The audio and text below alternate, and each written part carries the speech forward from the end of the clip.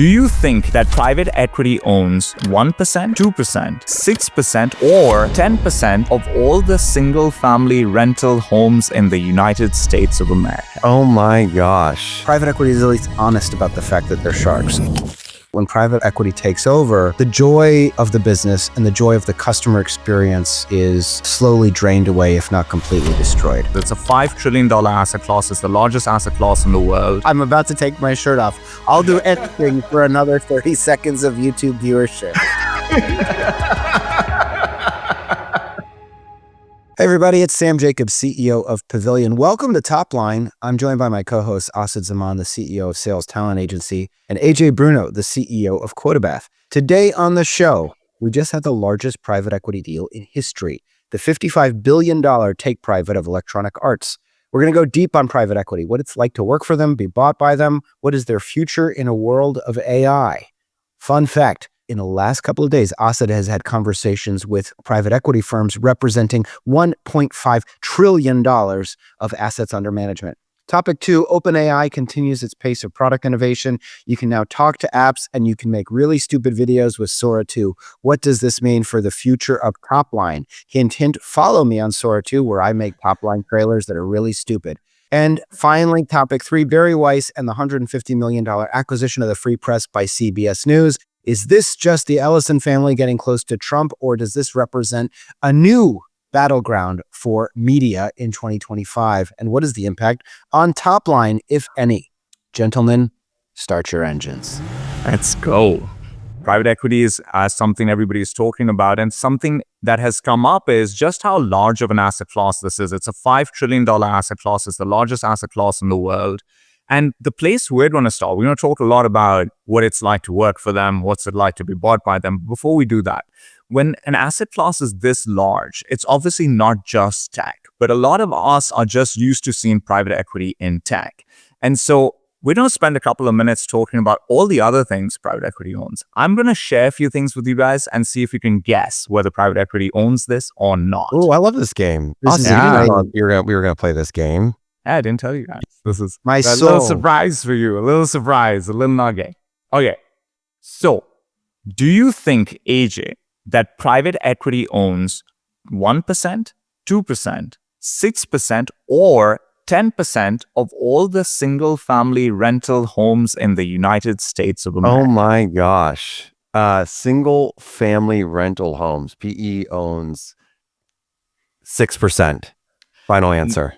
No, they own 2%, which equates to about 300,000 homes, which is a ridiculous amount of homes. Blackstone is the most active in the space, which is actually, that division is run by my cousin, and hopefully he can get me a deal on a nice rental at some point in life. Also, can you actually, this is a great question for the audience. Is your cousin still in jail? Is that this episode? Some of them. Are we going to talk about this on this episode? Asad, I have a question for you, because you hear about REITs, right? These real estate investment trusts and others that like own single family homes. You hear about corporations or buying out all of our houses and we have no place to live. Why? What is the distinction between private equity? 300,000 actually doesn't sound like a lot. What is the distinction between private equity owning these single family homes and some of these other vehicles owning them? Like, how do you distinguish what private equity is versus what others are? Just who they are is the difference, but I don't think there's any material difference when you look at it as why are they doing it, what risk are they taking on, what's the impact if it falls apart. Like, all of those things are quite similar between if a large real estate business is doing it versus a private equity company is doing it. I think they look and feel more similar. They're just different. Private equity is much broader, and a division within it will decide to go after this segment of the market, whereas those REITs might just be the only thing they do. Yeah, I remember. I don't know if you guys remember this, but like 2 years ago or 3 years ago, there was this big kerfuffle. I use that word. There's this big to-do around Bill Gates owning like 1% of the land in the U.S. and you're just buying up all this land. So, like, PE 2%. The push is this: that is single-family homes. You're renting them. You don't have the resources to buy a house, or you don't want to buy a house. You're renting it. And traditionally, that market, the competition that regulates the prices is because individuals are buying 1, 2, 3 houses maximum, right? But when you have entities that are buying hundreds of thousands of houses, it changes the market dynamics and it doesn't favor the average consumer. And we've noticed that buying a house is just becoming harder and harder. We covered this in an episode a little while ago, which is that I think when our parents were our age or my age, it would take 3 to 4 times your first yearly income to buy your first home. Now it's 8 to 10 times. So it's just making it harder and harder and harder to buy a house. Yeah. This so is why we should PE all is added become to it. socialists so that they can all give us their houses. Yes, that's the solution. And I'll give Norway you- take over. Sam, I'll give AJ you my house. You just have to move to Philadelphia to get it. So I was going to literally ask for AJ's house. I think just it's take my only house. fair. It's enough of you hoarding all the resources of the country and the in world. Bryn Mawr, Pennsylvania. I would like some of your house, please. I am known as the hoarder of Bryn Mawr, Pennsylvania. Actually, that's my nickname here. I want your house. I and have one want for your Sam. pool. Okay, I'm ready. Oh yeah, we're going to music. Okay. Ooh, this is exciting. The music catalogs, which ones of these do you think are owned by private equity? Justin Timberlake, your favorite, his music catalog, Leonard Cohen, Bruce Springsteen, Bob Dylan. I love these questions. I thought I was sure you were going to tell me, Cannot talk be about Bruce Bowie Springsteen. bonds and Springsteen's gotta own his talk own about stuff. David Bowie. Are you still talking, AJ? This is my question. See, we got to have banter the whole time, but we're still talking about private equity. Don't go away. Don't go away with your day. I'm about to take my shirt off. I'll do anything for another 30 seconds of YouTube viewership. I will do anything you want. I really will. Who is it, Sam? Hold on. It's Dylan Cohen. I'm going to say Justin Timberlake. Is that right? You are right, Sam. And so are those other 3, as well as the one you mentioned, David Bowie. They are all of their music catalogs are owned by private equity. How wild is that? Bruce Springsteen made in the USA? Let me tell you about that. Bowie was the pioneer here. And fun facts. Let me give you some fun facts about David Bowie. Despite his reputation, his deserved reputation as a cultural maverick, as a pioneer, as the person that, through every era of popular music was there helping define it, helping reorient it, helping redefine it. He wasn't actually very wealthy until the 80s. And he was scrounging for money, and he became wealthy with Let's Dance, which is not what you think of when you think of David Bowie, but that was one of his first big hits that made him money. And he actually really enjoyed being wealthy in the 80s. And so I think it was the 90s, but it might have been later. He was the person that said, I'm getting these royalties from these songs. If I do a DCF analysis of all of the royalties, I can tell you what the net present value is of all of this money, assuming it plays on radio and into perpetuity and licensing deals. And so let me securitize that as an asset and sell bonds against it. And he used private equity to do it. They were called Bowie bonds, and he was a financial innovator. And so he really became spectacularly wealthy in the 90s and the 2000s, but really in the 70s. And, if you're a Bowie fan, that's when we all think that he made a lot of his best records, Hunky Dory, obviously the Berlin trilogy. He wasn't wealthy, he was a true artist, an incredible artist, and a big hero of mine. And this is also the time where PE had like a very, very negative connotation to it. Like you had hostile takeovers were a thing. Those aren't really used in that term. Barbarians at the gate. Yeah. So fun cool. fact. I'm impressed, Sam. I think the Cluely app is doing really, really good job. But Sam was just reading off of that. Actually, no, I'm really impressed. Is Cluely still a company? Do they still exist? Yes. They still exist. They still exist. I love what these guys are lunatics. So their message is on both ends of the spectrum. Somebody went and interviewed them, and this guy's whole shtick is how efficient AI companies are. So he's like, how much revenue do you have? They're like 4.8 million. Say, how many employees do you have? It's like 5 million. And then literally 5 seconds later, you can go on Twitter and see an ad. We're hiring 300 interns. We're doing this. We're doing that. These guys are all over the place. I have it on right now. I said, fact check this. And then it says, Cluely is still a company. True. Source, Cluely's official website and recent business directories. All right. Well, set your watch. 12 months from now. Okay, I have another one. Okay. Aging. This is fun. This is our best episode ever. Thank you for continuing to watch. AJ, we're going to talk about toll roads. Do you know what a toll road is? Yes. A toilet roll? Toll road. Toll road. Yes. Pennsylvania has one. It's owned by China. Is that the question? This is true. For the Pennsylvania Turnpike is owned by China. That's so cool. That's a Is great that fun really the fact. case? That's really true. Yeah. Yeah. The Easy Pass Chinese. Yes. Go ahead. Please ask this because Are they going to be TikToked? Oh, I don't know. But yes, the Pennsylvania Turnpike is owned by part of it is owned by China. Okay, let's go. Okay, yes. Out of the three, Indiana toll road, okay, just two. Indiana versus New York's toll roads. Which ones do you think are owned by private equity? Oh, well, I've driven through Indiana's toll roads, and it's the most Illinois and Indiana are very boring states, and I feel like PE owns those roads because they like make them so awful to drive through. I'm going Indiana. You are right. Indiana's toll road was acquired for $5.725 billion in 2015. Yeah. The 157-mile highway generates revenue through its tolls indexed to inflation. And so it's a really good acquisition. Well, it costs more to get off at South Bend and visit Notre Dame than it does Gary, Indiana. That's what they do. They have pricing for specific areas. I'm just kidding. That's not true at all. I have another fun fact about Please, toll roads. this is very fun. Okay, so the history of New York is the history of Robert Moses, and they have these concepts of like the Port Authority, these extra legal entities, meaning they are above the law. They're not elected representatives, and they're not necessarily beholden to the laws of New York State in certain ways. And so they collect revenue, and it's not necessarily, originally it was on behalf of, New York State or New Jersey, but they don't exist necessarily exclusively for that purpose. Here's the point.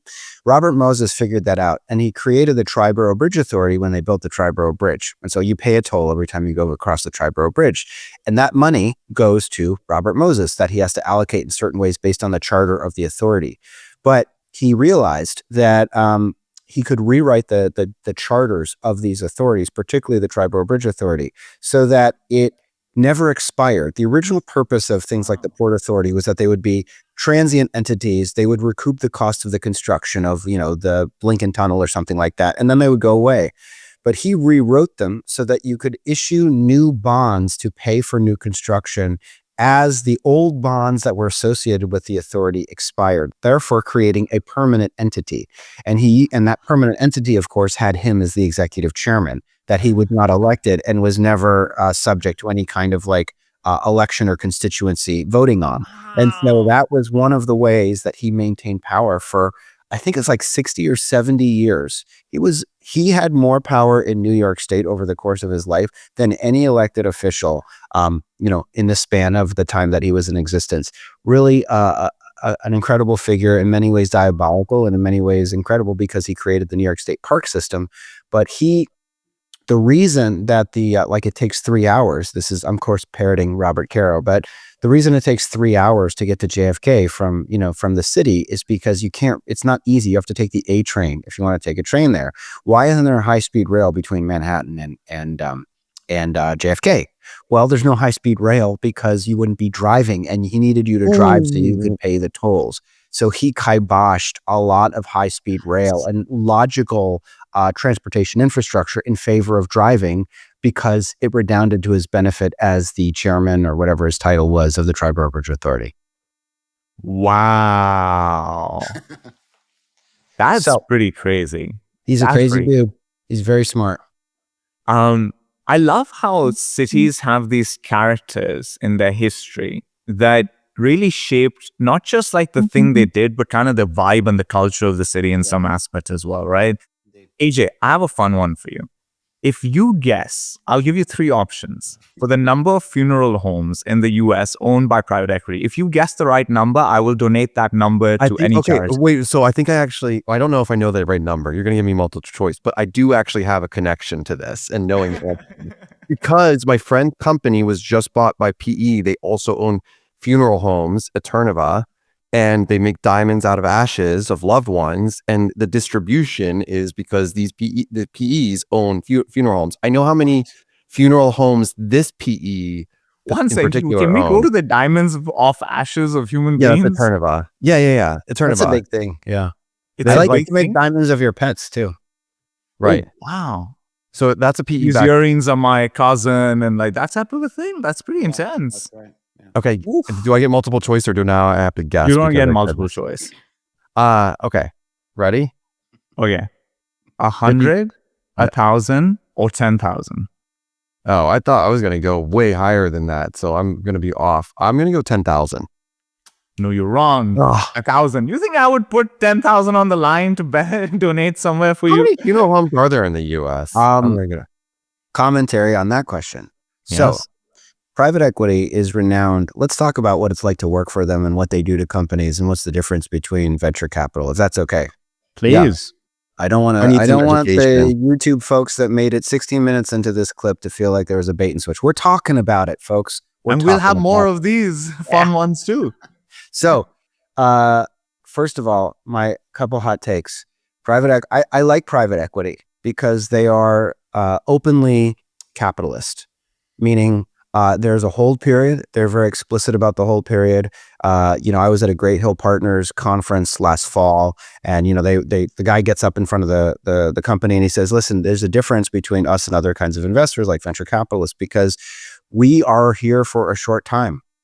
We are here to help you get to the next step of your journey for 5 years. And that is how long we are here. And we don't intend to be permanent. And so it's a very different kind of thing. And they're open about that. So I think that that's good because venture capitalists are sometimes sort of, optimistic and, in some ways not insincere in their sort of explanation of their optimism, when in fact they are also crass commercialists and capitalists. But private equity is at least honest about the fact that they're sharks. So that's one thing. But I will say that they are not as optimistic and they are more cynical. And so it's often the case in my experience that when private equity takes over, the joy of the business and the joy of the customer experience is slowly drained away, if not completely destroyed. And I understand. Now, there's certain examples of patient capital where that hasn't happened, and one of the companies in the membership business, which is World 50, has been owned by private equity for, I think Pamlico Capital was like the first money in. Most recently owned by Morgan Stanley Capital Partners, and they've allowed the company to grow at the right rate because World 50 always hit their EBITDA targets. But fundamentally, what you often see, there's a playbook for private equity, and it follows a couple of these parameters, these plays. The first is cost cutting, right? So the first thing that they do is they try to squeeze. You'll hear a private equity guy at a conference talk about how, I was able to juice EBITDA from 1 million to 2.5 million in 12 months. Well, when he or she says that, what they mean is they fired a bunch of people. That's primarily what they did. Maybe they consolidated some tech vendor spend to get better economies of scale, but primarily what they do is they try and rip out the guts of the organization as much as they can to drive up profitability. And as you can imagine, there's a tension between profitability and long-term growth because oftentimes what happens is the customer is in the crosshairs of their efforts. The second thing that happens with private equity is you'll see price increases as a standard part of their playbook. Every company they go in, they tell you raise their prices. Silver Lake also invested meaningfully in GLG when I was there. What's the number one thing they told us? Raise their prices. They told us raise prices at a moment when we had a slew of competitors, and it was not good advice. It was not good advice. And it was very difficult having Silver Lake on the cap table with GLG. And in many ways, listen, the size of the cap table impacted GLG's growth trajectory, but also the presence of private equity arguing always, because their voice in the boardroom is really, they don't believe in the big story. They don't believe in the big idea.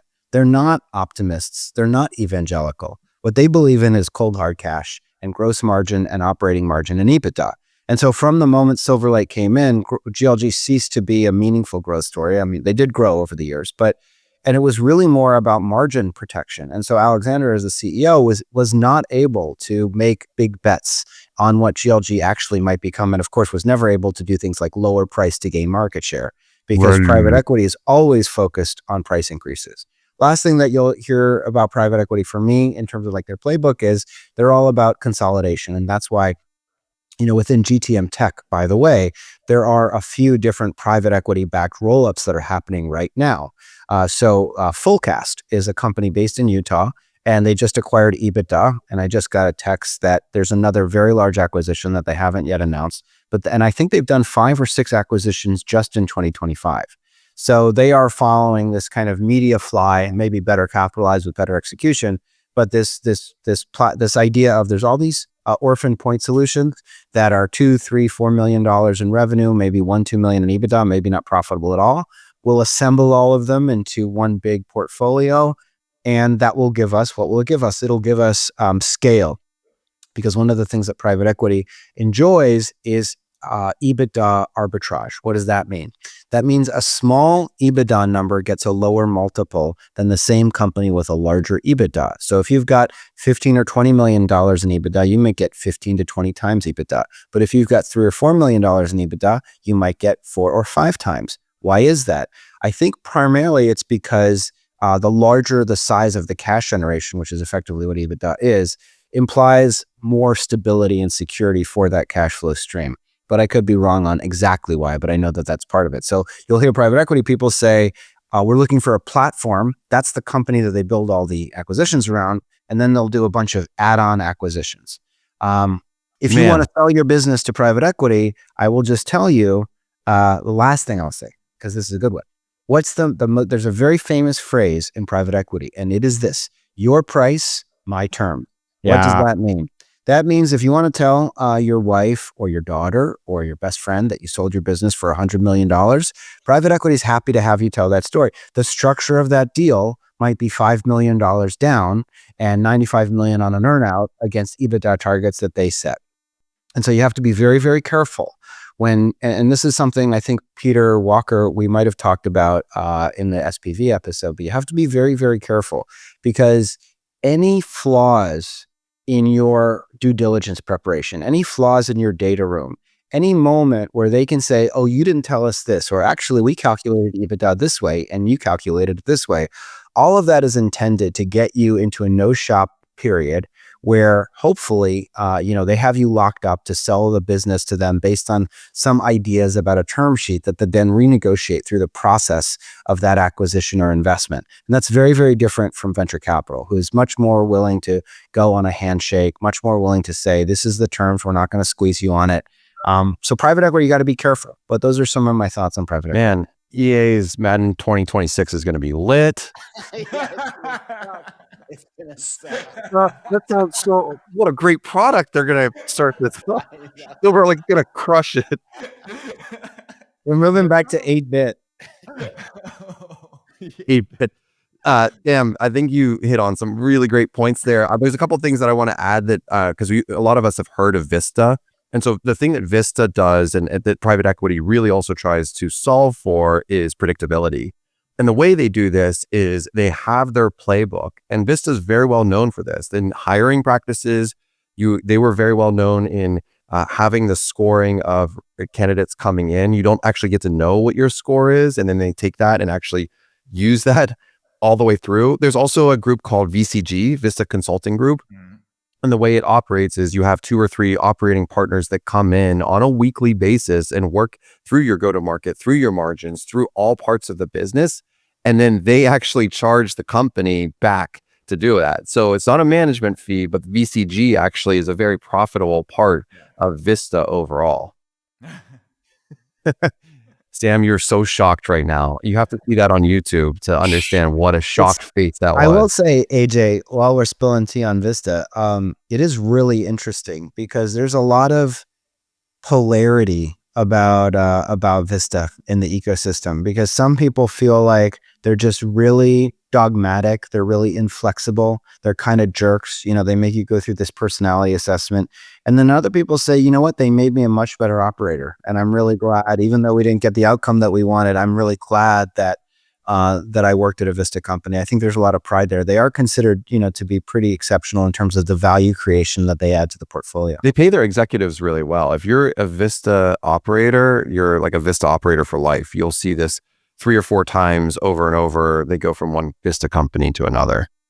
I think a lot of the advice I give somebody early on in their career and go to market now that has aspirations to become a leader is to actually start your career working for a private equity company. I think private equity has better operators because they have, I think the game is so much tighter. The timelines are shorter. You work for a private equity company, and we work with our business pretty equally split between venture and private equity. So we get a really good feel of this. I think if you're buying a company, if you're a private equity organization, you buy an organization and you want to hold it for 3 to 5 years and you want to then flip it for 3 to 5 times what you bought it for. And so you need to drive value creation, and you're going to do that these days more and more in our world through a combination of roll-ups and organic growth and then reducing costs. Like that's kind of it. But it's not the cost cutting of the barbarians at the gate period, where it would literally be you buy a company, strip it of its assets, and you use a lot of leverage to buy it, and that's how you make your money, even though everybody loses along the way. That thing is less and less, and there's this new form of private equity that's a little less, I think, antagonistic to the market. But in this come a few key things. If you are a professional or a leader in these companies, I think you develop great operational insights. You have great support. You learn from these people, and then the bar is very high, and you work very closely to achieve those things. I think the second thing is that at the CRO level in our world of go-to-market, I think there's less CRO turnover in a private equity company.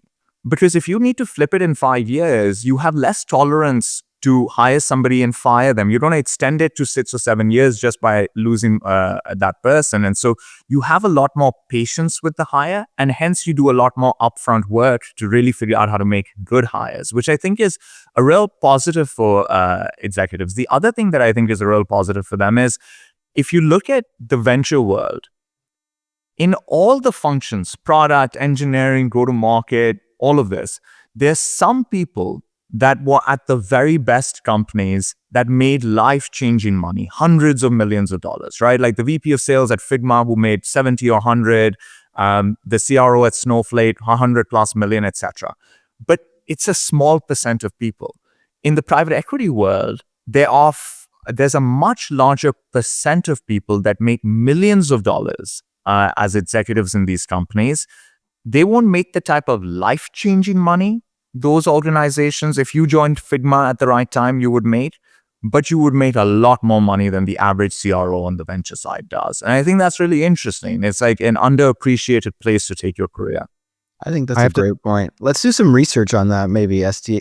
I know SDA has access to those data sets. Like, I think it would be good for top line if we bore that out, if we prove that out. Yeah, we will do that. Speaking of research, I have to make a slight correction. So it was EasyPass that awarded a contract to TransCore, a company that's now Chinese owned, to operate EasyPass. So the Pennsylvania Turnpike itself is not owned by China. Please don't get upset at me. Thank you.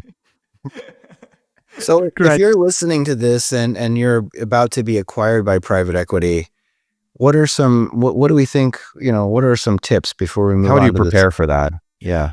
I can tell you, my cousin is a really interesting guy. He's kind of quirky. He's kind of weird. He's not the most dynamic person in large groups. He doesn't do presentations well. He doesn't do conferences well. He doesn't do large dinners well. But he doesn't know how to read, sadly. He doesn't very well. He never eats the house. Eats with his foot. But eats with his foot? Wait a second. Hold on. How did that pop? He is very flexible. How did that pop? We're like saying normal stuff. How did that one pop into your mind, Austin? Come on. I can actually eat with my foot, by the way. I could do it. Oh, really? Can we do a top line episode where you're eating with your foot? That will get the user. Moms have flexibility built into them. Your brittle bones haven't broken your ankle.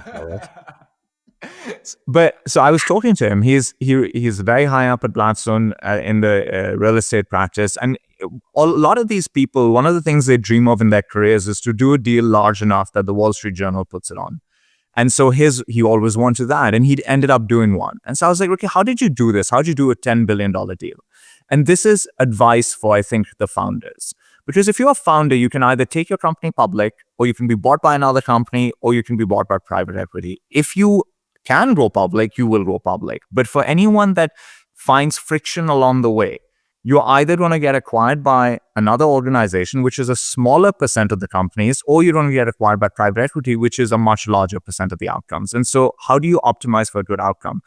His entire thing was he used to do office work on Mondays and Tuesdays. And then Wednesday, Thursday, Friday, he would be in a plane, just going to different places and meeting people and trying to build these personal relationships with them. The deal that he did that ended up being in the Wall Street Journal, for 3 years, he would go and meet that person maybe once a month, have dinners, have lunches, and built a really personal relationship, was invited to his house, had family dinners, etc.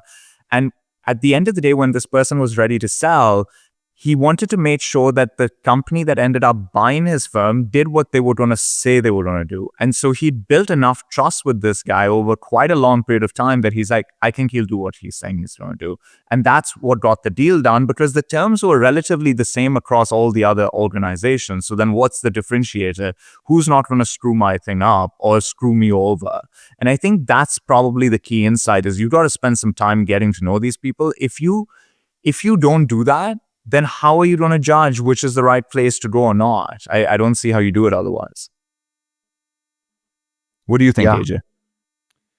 I'm thinking about, if I'm back to Sam's original question, and if I'm an operator and I'm getting ready to sell, and my mind has been like in this, am I going to sell to a strategic? That strategic might be owned by PE. So also Cision PR Newswire, which was a company that was that acquired Trendkite, my first company, was backed by GTCR. And I think the thing that we didn't think about at that time was how much PE influence has on a strategic. If the strategic is owned by a PE, of course, you're being bought by PE. Vista is owned by Gridiron Capital, exactly to your point. Yeah. But you, as a founder operator, that's not really what you think about. Where that did come to fruition is the CFO at Cision was placed there by GTCR and was a GTCR partner. So that's where we saw a lot of it in the deal making. And then honestly, on the other side of it, I actually think that the real challenge that founders have and operators have with PE is just the multiple. They have a very specific play of like, this is what you're going to cost. It's 3 to 5x EBITDA, whatever it is, and that's it. And I think as a founder, we sometimes think about that's like that's not the deal we want to make, and it feels like a loss at the end of the day if we get bought by PE. But that's not true in a lot of cases. There's a lot of really good deals. It just depends if you've built the business. It just depends what you're optimizing for. Exactly. If you're burning capital and you're optimizing for top line growth, then you're probably not going to sell the PE. Not PE. Yeah. If you're Pavilion, then at some point you need to optimize for EBITDA, and it's a mixture of, top line growth and cash flow generation and the predictability of that cash. Once you get over those numbers, and then you do exactly what you're saying, Austin, you lean into it. You engage in these opportunities. You got to know them as the learning and growing opportunity, because also with PE, you're going to have an earn out. That's just the reality of the situation. And so for most... And the fine print can screw you everywhere, right? Yeah. Like that's the thing about contract. It's like, I remember going through the contract process to become an owner of SDA, and like these are 100-page documents with legalese, and you just like, you just feel like the probability of getting screwed is high because this thing is so complicated. And the lawyers, you imagine lawyers know their stuff perfectly. In that process, the amount of things that I caught in those documents that I would then point out to the lawyer, and he'd be like, what a good catch. I'm like, I'm going to kill you. What do you mean that's a good catch? I'm paying you thousands of dollars to do the due diligence on this, and you're missing things, right? And these are high-level lawyers. So it's a very a lot of anxiety around this stuff. And I know a lot of founders, operators that have gotten bought by PE. The number that have gotten screwed by PE versus venture, I think it's actually quite a bit higher in venture.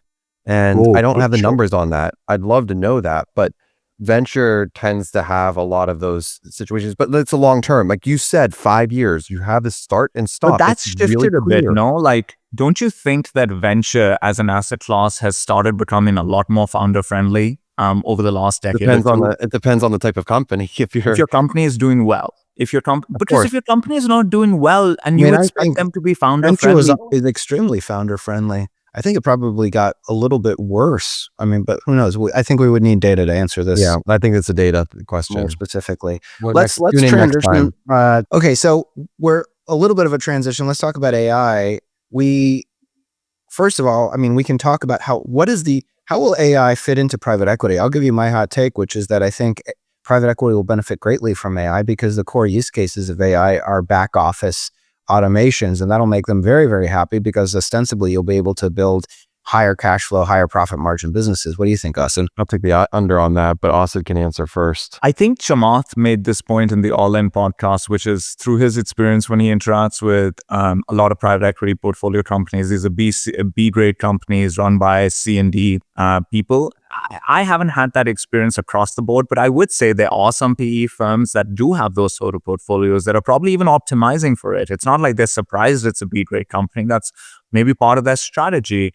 And so I think the juice one can get out of AI is so dependent on who's using it, right? Like we've all had this experience now where if you put a person in front of ChatGPT, it's not magic. It's what your interaction with it leads to the output. And the same is when you're engineering these solutions across your business. So I think the companies that don't have great talent and great technical talent, and yes, PE does sometimes cut R&D costs, and it's probably not the place that, if let's say only the top 10% of venture funded businesses can attract the top 10% of engineers, then everybody else essentially has a much tougher time getting ROI out of AI, I think. And they'll end up turning to, I think, consultancies and consultants. And I just don't know how well that's going to go. I'm not very bullish on that approach to it. Well, I think that's a great point. And I hear what you're saying. Now, in other news in AI, here's a question I have. The topic is framed as following. OpenAI continues its pace of product innovation. You can talk to apps. You can make videos with Sora too. I do mean this. If you would be so kind, dear listener, and you have an invite to Sora 2. First thing that we need is Asid and AJ to set up accounts so that I can make some group videos with all three of us. You just want to take our faces and do funny stuff with it, and I'm not sure I trust that. This cameo stuff. So let me tell you a little bit of my experience with Sora 2, and then we can talk about OpenAI. And I'm literally in a text conversation right now with some very close friends, and one of them, one of my friends is he's a bit of a Luddite. He's an artist, and let me see if I can just read what he said, because he's just not a believer. He says, here's what he says. I listened to the top line on AI bubble. I appreciated the conversation, but you didn't discuss a couple of key points. The first one is true artificial intelligence is not here. We are continuing the LLM era, and these updates to ChatGPT or whatever I see as refinements to Google search. Predictive data harnessing, not intelligence. I think that's a very specific definition of intelligence that I would probably quibble with. I still see this boom as overhyped. Second, you never question whether AI is actually useful. It's taken as a given that it is. I guess I'm just a skeptic by nature, but I haven't seen anything that is transformative so far. Doesn't mean it can't be or won't be, but we are taking the techno-oligarchy's word, and I can't do that. Feels like you'd be friends with your brother, AJ. Now, where we are has been helpful on the margins, organizing properly cited bibliographies. It's just hilarious that is, he's an academic, so that's his main use case, organizing bibliographies. Did he use AI to write this? I'm not like Uber or Amazon, it shaved off some of our times in our day, which is something. Who knows? Maybe all this tech is leading humans to work less and less by dribs and drabs, and over 150 years, we'll finally be in the WALL-E state of big fat babies floating in space. So I say that because, I've been using Sora, and one of it's very interesting. They have this, the first thing that you do is you film your face when you create your account. And that's so that you could put yourself into these videos. Of course, you're also giving it's insane that I'm happy to do it. I'm happy. Sam Altman needs the largest database and my face. What database of the world's faces would be complete without my face? Did you have to do profile? Did you turn your head when you did you do that, and you have to go like this and lean up and down. So and then you have usage rights on cameos, so you can say anybody can use it, only I can use it. My point is, and Sam Altman's cameo by definition, he's created, this thing is not going to last, in my opinion. So you can make any video, you can make him say anything. So I made him say, he did an advertisement for Topline. If you follow me on Sora 2, please do. You can see my videos. You can, Matthew Deere is this big electronic artist that me and my friends love. And so, me and Matthew Deere are in a video, and Matthew Deere actually liked my video, which made me feel very good. But my point is, and I'm curious what you both think about this. I'm curious how you react to what my friend basically said, which is these are frivolous things. Sora 2, using all of this compute, right? $100 billion deal with AMD and $100 billion deal with NVIDIA and $100 billion, $300 billion deal with Oracle. And all of it is to make like stupid videos where a golden retriever is driving a car. Is it frivolous? Is it useful? Is it overhyped?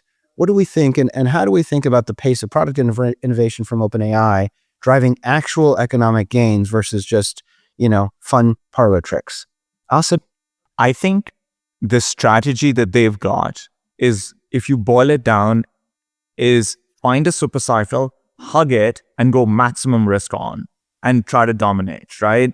And so that's what they're doing. They're trying to ride an exponential, and they're basically risk off completely over that. And so what does that mean? That means they're going to do all sorts of crazy things because they're believers that this thing is going to keep moving forward, and we're going to try to become the one company. If AI leads to one great company, we will be that company. OpenAI was early. They had the early lead. They're able to gather resources, invest those resources, do interesting things. And I think a lot of the things that they will do will be with this core approach to, if I do something bad that will lead to cases against us, the fines I'll pay will be less than the market cap appreciation of doing that thing. Scott Galloway made this point, and I think it's a brilliant point, because I can see that there's going to be some copyright issues that pop up from this Sora thing. But if Sora does work to some extent, will it benefit them way more than the fines? We've seen those fines that big tech gets. They're minuscule compared to their revenues, their profits, and some of the advantages they've gained through these things that they're being fined for. So I think they're just going to keep doing stuff, and they'll just pay fines along the way. I also think he made a really good point around what Sora and Vibes from Meta, what they really are trying to do, which I think is signaling to Hollywood and advertising agencies that we have something that's going to, if you're an owner of that business, make your business very efficient and productive. And if you're an employee in that business, it's going to replace you, because these things will get 10 times better. And if they're 10 times better, why would you shoot a commercial in person? I'm not sure you would. AJ, what do you think about all this? I find it you think this interesting. artificial intelligence thing is real? What do you think about this? Well, it's almost as if your friend is saying, like, you go back 25 years and your friend is like, I don't know about this internet thing, Amazon and buying things online, that just saves time. That saves time comment is a little bit strange to me, because that's what innovation is really been about. It's been about things that we can get at our fingertips faster and do them faster. And if you can create full-length movies at some point with Sora, I mean, there's a little bit of an existential crisis for artists. I totally get that and appreciate it. But no, it's very real. Yeah, we're playing with it because we're trying to figure out what the use cases and the best ways to do it. But we're in that tip of the spear. We're early adopters to that. Your friend isn't going to be just yet, but I would assume in 2 years, less than 2 years, they'll be the non-believers will be on the train, and that's okay. I don't think that we're going to sit here and figure out what this is going to look like. The three of us are going to do. We're part of it. We're a part of the data algorithm that we're putting together, and we're going to be drivers to it. So yeah, I'm positive. Something, Sam, I've been thinking about, I'm curious to get your thoughts on this, is I wonder if both of you felt there was or even remember if there was a bit of a drop-off in model quality between ChatGPT 4 and 4.5. The reason I'm asking is that I was doing some research into this, and it turns out one of the things they adjusted was the amount of compute behind every query that was going on. And I think this is the thing that we all don't appreciate enough, which is every query we make to ChatGPT, you can decide how much compute goes behind it. And if you give it 10 times the compute it has today, or 100 times, or 1,000 times, the results will be much better. And the reason we know that is if you use GPT-5 Pro versus GPT-5 Fast, there is a delta, right? So that delta is extrapolated the more compute you give it. And so I think it's really important when we see these early things like Sora and Vibes, which is very sloppy. I hated it. There was a part of me that detested the stuff that was on it. And it also worried me that maybe this becomes a big thing, and then humans are just sitting there watching AI-driven slop, losing their minds. But if you imagine the thing just gets a lot better, it's going to have a place in this world. And that place might be within top line media doing videos, explaining CAC to the world. If you're a new salesperson and you want to understand what CAC and CAC to LTV means, can we not create the most stylish, animated, elegant video explaining it to you? Like if that's why is a big CAC versus a small CAC? Like what are the differences? I always like a big CAC. Here's what I think. I think I was listening, Asad, you told us to, and we're happy to point out other great content on the internet these days, folks. So I do think you should go listen to The Cheeky Pint with John Collison, or Patrick, is it John Collison? And Mark Andreessen, and I forget the other guy that sounds like Benedict Evans, but he's very Benedict. There was like some other British guy that had a lisp that was very smart and clearly like rich, Yeah, but we need a video of a golden retriever driving a car explaining big CAC and small CAC. That's actually what we really need. Oh, a golden retriever can lick its own CAC. And end of episode. This is just eye rolls. I'm sorry. It's demonetized. I'm telling you that it's funny. If you think it's sophomoric, it's true, but it's funny. I'm asserting to you. I've come down from, but anyway, here's the point. They were making this point that jobs today look like play to people 50 years ago. And that's been happening over the course of technology. And if you think that, if we get more, we have advertisers for top line. So we're getting paid to sit here and make stupid jokes and talk about the future. And I think that some people have a problem with this, the shifting Maslow's hierarchy, which is the reality that like everything feels frivolous at the end of the line because what are we supposed to do? It's like there's only so many, we were promised flying cars. Okay, well, where are the flying cars going to take you? Well, they're going to take me to the airport to take a trip to Bali so I can photograph myself on Instagram. Like at the end of the road, once you've solved for all of the physical needs, once you solve for hunger and security and, a roof over all of our heads, what do we spend our time doing? We spend our time playing. Chop wood, carry water, Sam. Always talks about, the status, like humans will always have status games and will always have play. And, Elon wants to go to Mars to be an interplanetary species. Okay, great. What are we going to do on Mars? Well, once we've solved all our basic requirements, we're probably going to watch videos and, play games together and create things that have no meaningful purpose, which is art. So I just find it's frivolous because we're a frivolous species. I think that's okay.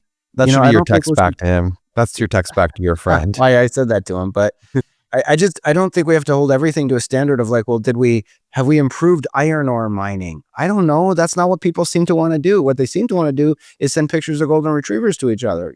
So change our DNA before you don't hate the player, hate the game. They want to play video games, but they want to play video games from EA, a PE backed company now.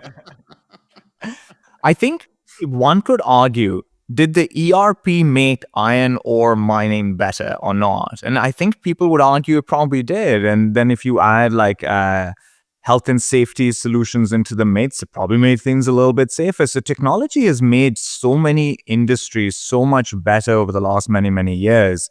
I talked to my dad about this because when he started his career, he was in the salt mines.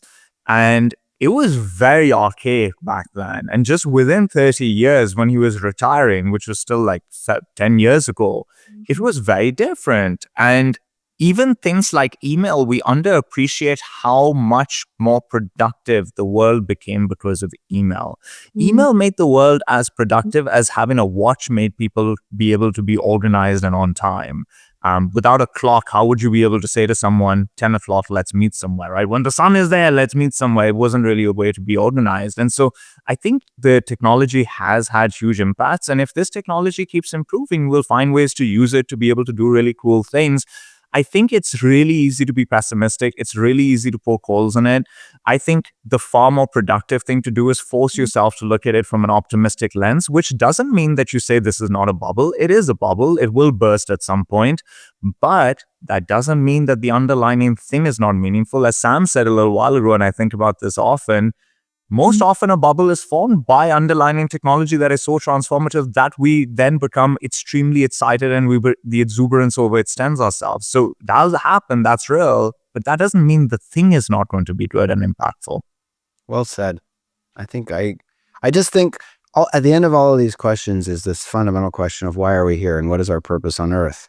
And I think once you solve for basic needs, like our purpose is to form genuine connection and to find happiness and to find connection with loved ones. And it's not, it doesn't need to require manual labor, like, it doesn't need to be more meaningful than that.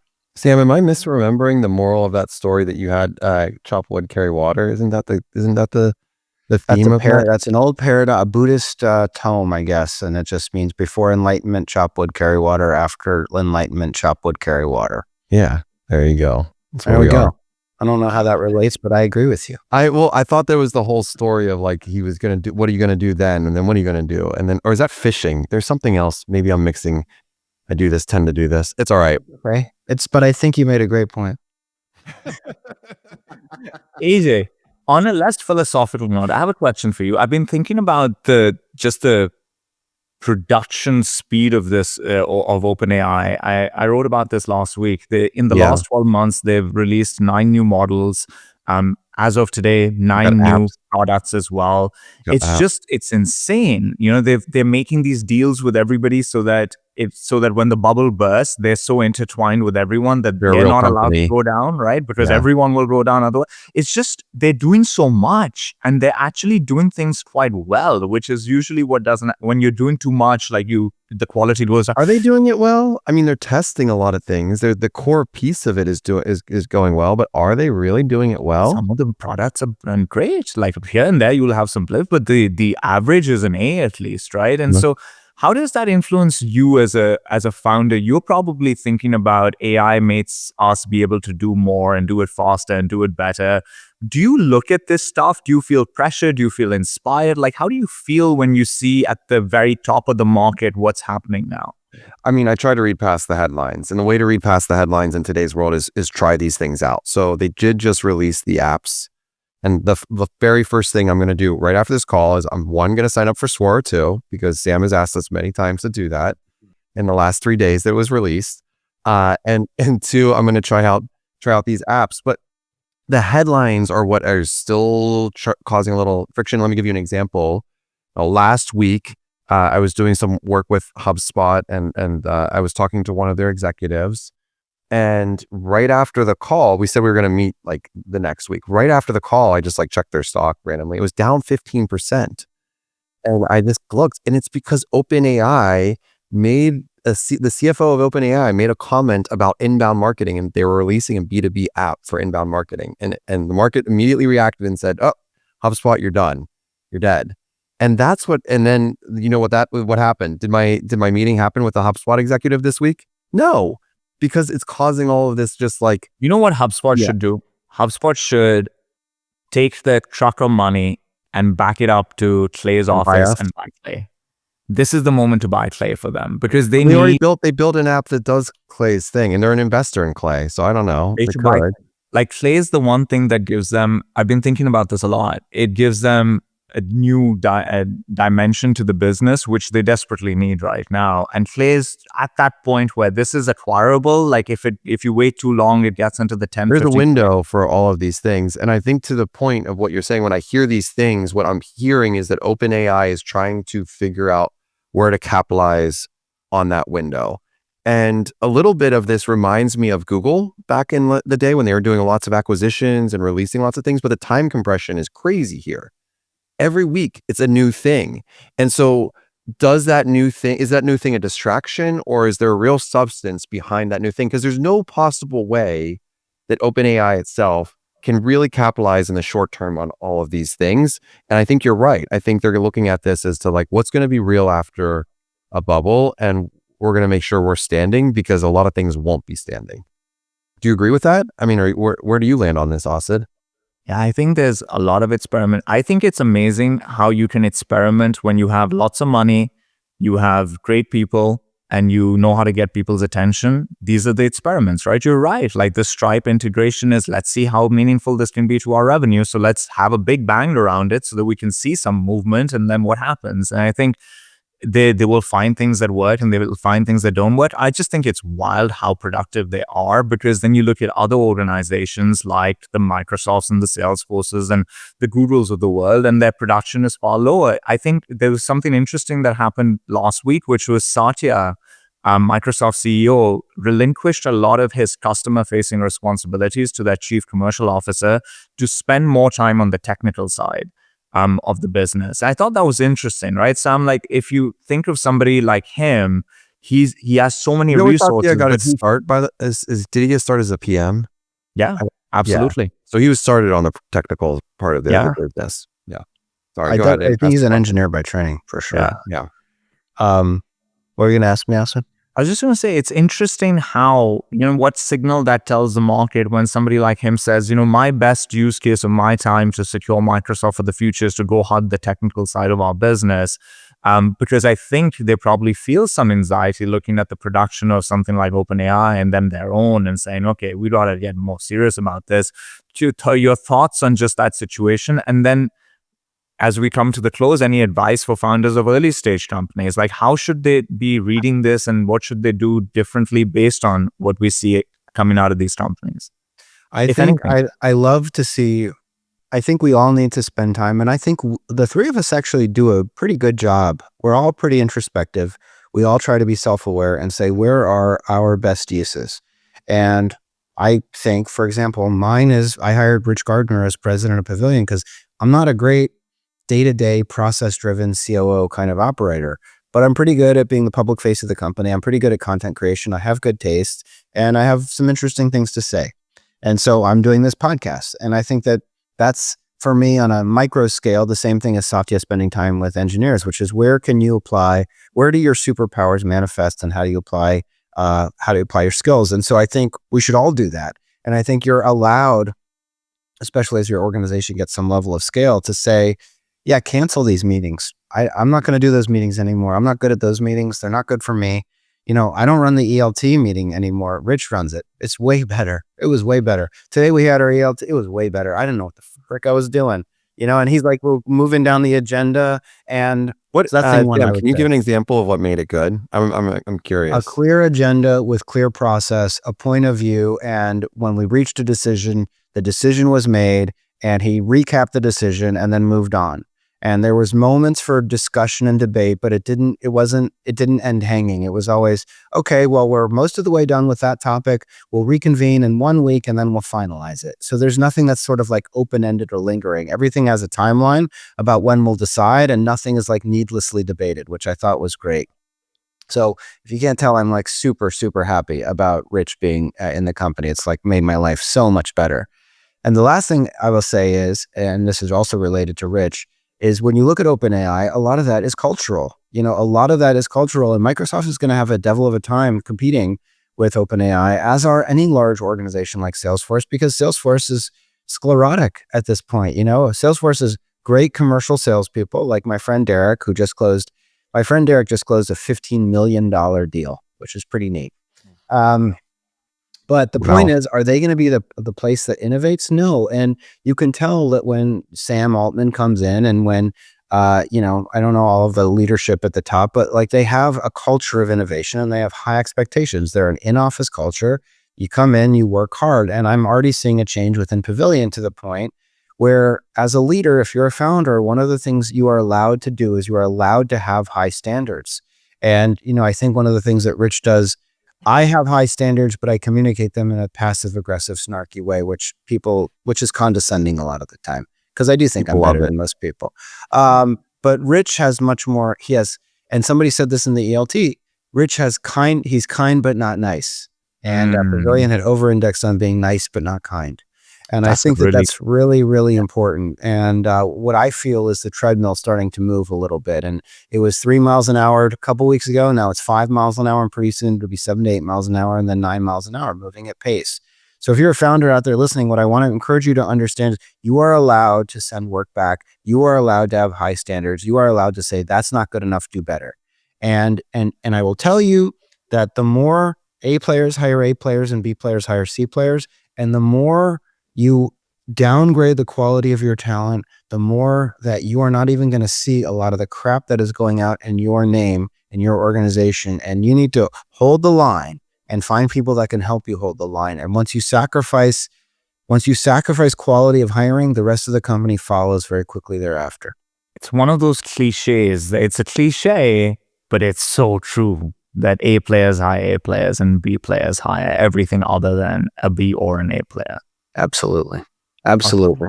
This has been great, guys. Now we're going to end it with the question of the day. The question is, what was a experience you had earlier on in your life, let's say when you were under 20, pick a year, that shaped the type of professional you ended up materializing into? AJ, what comes to mind? You added the under 20, so I'm gonna change your question to under 25. Okay, so that's okay. Yeah. So I like under 25. I have this book with me, and this book is 14 years old, and it has everything in it. And when I was 25 years old, I was dragged to a Tony Robbins conference. And this Tony Robbins conference was life-changing for me for so many different reasons. But one of the things that it really changed is this phrase right here: change your story and change your life. And that is something that we're talking about right now, is just, what is your story? What's your narrative? You hear about all of these founders and operators that shape the world around them. They have this just like distortion factor to it, but it's true. It's, you see the world as you see it. Don't see it worse than it is. Don't necessarily see it better. Be self-aware, like Sam just said. And that is your story. And every day, that's why we talk about positive affirmations, and those work. The best leaders in the world, the history, Obama, others, every day they wake up and they have a 10-minute positive affirmation about their story. And that's what I do. And that's changed my life. I didn't know you did that every morning. Every morning, 10 minutes. Okay. I'm brushing my teeth and I'm doing positive affirmation in the mirror. I'm so stressed every morning. I'm like, oh God, this day. Sam, you're the soulful guy, so you're gonna end it. I'll give one. I grew up around, I saw a lot of different sorts of success growing up. And I think early on, one of the things I realized was there's a difference between being rich, being powerful, and being fulfilled. And the person that I found most attractive, or the people I found most attractive, were the people that had fulfillment. And generally, they were not the most powerful and the richest, but they had this like aura around them that was just far more attractive than the people that had optimized for the other. And that ended up, I think, shaping the fact that I wanted to be more of a craftsperson than just a purebred, just all out, biggest company I can build type of thing. I think about that a lot right now. I think about fulfillment a lot more than all these other things. I want to be very rich, but I want to balance where fulfillment is very high as well. I love that. Love that. I'll close this out. Thanks, AJ, for the 25 modification. When my first job out of school was at this financial consulting firm, and there was just, basically it's the story of work ethic and discipline. And my boss, Dennis Soder, was just a stickler for formatting. I was working in investment banking, and I was used to, I guess the point is this, I was used to turning in crap work or half-finished work and having somebody say, it's good.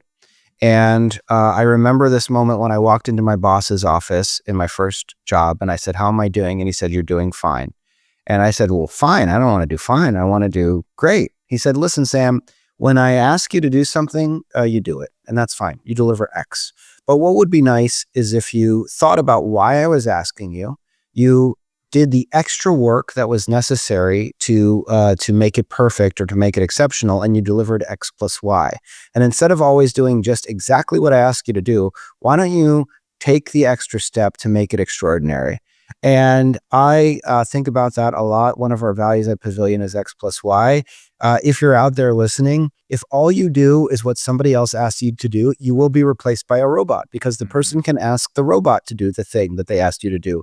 What you are being paid for is your ingenuity, your creativity, your adherence to discipline, your ability to understand context. And so I would just encourage everybody out there, don't just do X, deliver X plus Y. Deliver X plus Y. You know who delivers X plus Y, That was one of Sam? your values. That's awesome. Kyla. Kyler, if you're Bernie. listening to this, I think you are a fantastic professional. I haven't worked with Tyler closely on your team through all of this, but recently we started working together. Exceptional.